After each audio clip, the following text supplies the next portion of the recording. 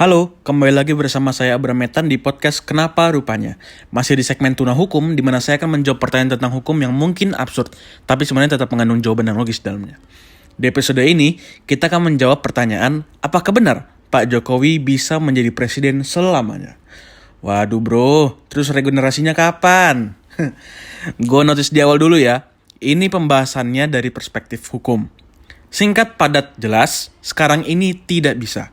Karena konstitusi kita di pasal 7 UUD 1945 tegas menyebutkan presiden dan wakil presiden memegang jabatan selama 5 tahun dan sesudahnya dapat dipilih kembali dalam jabatan yang sama hanya untuk 1 kali masa jabatan. Nah ini yang menjadi rame. Tapi apakah akan bisa presiden menjabat selamanya? Apakah mungkin?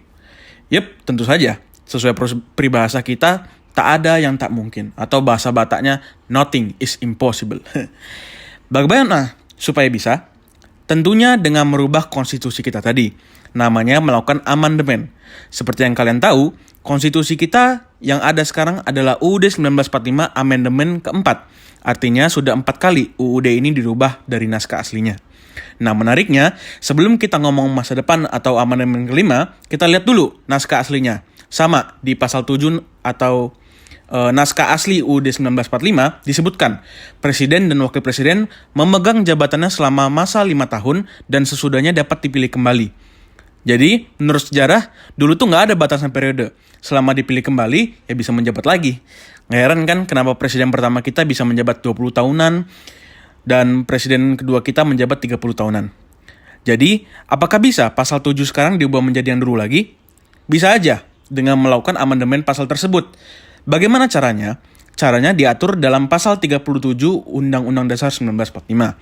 Pertama, pada ayat 1 disebutkan usul perubahan pasal-pasal Undang-Undang Dasar dapat diagendakan dalam sidang MPR apabila diajukan oleh sekurang-kurangnya 1/3 dari jumlah anggota MPR. Artinya, kalau dibawa ke MPR periode sekarang, perlu 237 anggota dari total 711 anggota MPR. Kedua, pada ayat 3 disebutkan, untuk mengubah pasal-pasal Undang-Undang Dasar, sidang MPR dihadiri oleh sekurang-kurangnya 2/3 dari jumlah anggota MPR. Kalau dibawa ke MPR periode sekarang, perlu 504 anggota dari 711 anggota MPR. Dan ketiga, atau terakhir, pada ayat 4 disebutkan, putusan untuk mengubah pasal-pasal Undang-Undang Dasar dilakukan dengan persetujuan sekurang-kurangnya 50% ditambah 1 anggota dari seluruh anggota MPR, setengah lebih 1. Kalau dibawa ke MPR periode sekarang, perlu 357 anggota dari 711 anggota MPR. Nah menariknya, anggota MPR itu kan isinya gabungan seluruh anggota DPR dan DPD. Tepatnya dari 711 anggota MPR tadi, 575-nya DPR, 136-nya DPD. Nah DPR itu kan terdiri dari fraksi partai politik. Dan partai politik itu ada yang berkoalisi dengan pemerintah dan ada partai yang oposisi atau non-koalisi pemerintah. Sedangkan DPD itu independen, bukan dari partai politik. Nah, yang menjadi koalisi pemerintah itu sekarang ada 471 anggota DPR yang dihitung dari gabungan anggota 7 fraksi partai politik di DPR. Sisanya yang tidak berkoalisi dengan pemerintah ada 240. Itu gabungan fraksi PKS, Demokrat, dan seluruh anggota DPD. Jadi bayangin, 471 anggota MPR koalisi pemerintah ini udah cukup, bahkan lebih, untuk memenuhi syarat pertama mengajukan usul perubahan pasal, yaitu 237. Dan syarat ketiga untuk memutuskan menyetujui perubahan pasal itu butuh 357.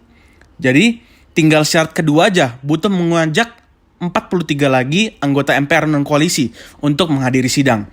Setipis itu halangan kita untuk menjadikan presiden yang bisa menjabat selamanya.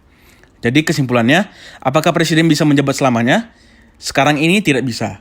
Tapi di periode ini sangat besar peluang dan cuma tipis halangannya untuk hal ini terjadi.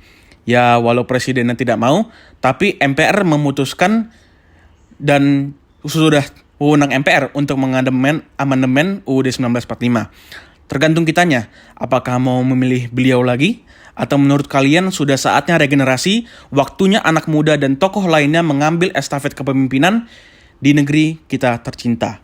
Kira-kira seperti itu. Jika ada kesalahan mohon dimaafkan karena saya tidak lebih dari seorang tuna hukum. Jika kalian suka konten seperti ini, jangan lupa share ke teman-teman kalian. Dan jika kalian ingin mengajukan pertanyaan seperti ini, bisa melalui Instagram saya @abrametan_.